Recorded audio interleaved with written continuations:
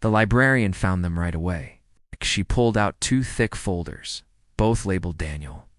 As he flipped through the pages, he saw photos, x-rays, lab results, and treatment plans. There were also progress notes written by the doctors, nurses, and psychologists who treated him, and they told a horrifying tale. The first Daniel had been admitted to the hospital in 1964 after being found wandering the streets in a psychotic state. He had no memory of who he was or where he came from. The staff believed he'd been lobotomized at some other facility, but there was no record of this, so they couldn't be sure. They kept him for 3 years as they tried to piece together what happened to him, but it was no use. He never regained his memories, and he never regained his sanity. In fact, he got worse. After trying everything they could think of, the doctors decided the best course of action was to simply let nature take its course.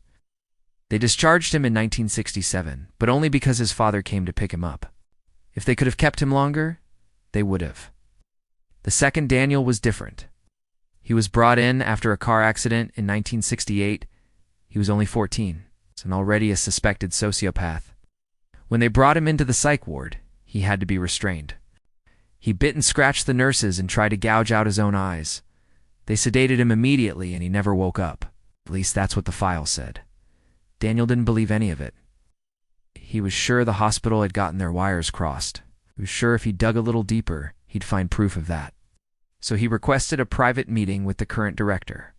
The director was a no-nonsense woman named Eleanor Vance. She listened to his story, then told him what he needed to hear. "Don't waste your time on this kid. There are no mistakes. The records are correct. Do you want to see for yourself?" She took him to the basement where the old ledgers were kept.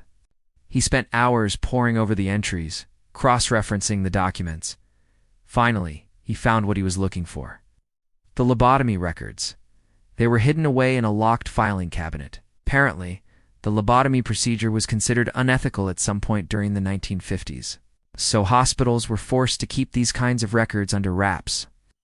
The more he read, the more confused he became. The entry stated that he was operated on in 1962. That meant he was the first Daniel, the boy who'd been found wandering the streets. But if that was true, why did the first Daniel have his lobotomy in 1962? When the second Daniel was admitted to the hospital in 1964, he couldn't understand it. And the more he thought about it, the more he realized there was something else at play here. Whatever it was controlling him, twisting his mind and turning him into someone else. It was happening to him again.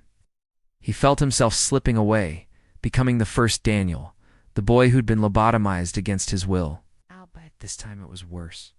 The second Daniel, the sociopath, was fighting back. Daniel ripped the files out of the cabinet, scattering the pages across the floor. He didn't care anymore. He was done fighting it. He was done resisting. He was done pretending he wasn't crazy. He laughed hysterically as he felt the darkness consume him.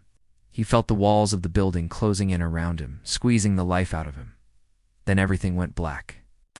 He collapsed onto the cold concrete floor as the last vestiges of his humanity slipped away. Outside, the clock tower chimed 3:15 a.m. Daniel didn't make it out of the hospital alive. What happened to him is unknown, but rumors persist that his soul is now trapped within the abandoned walls, doomed to wander the halls for eternity. If you ever hear a strange humming noise coming from the old psych ward, it's probably just the generator kicking on for the night. Or is it?